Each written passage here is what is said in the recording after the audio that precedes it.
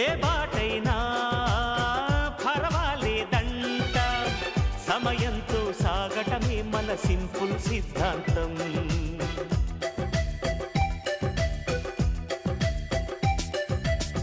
చిరుగాలికి పరిమళమిచ్చే సిరిమల్లెల వనమై ఉందాం, గగనాన్ని నేలను కలిపే హరివిల్లుల వంతెన అవుదాం.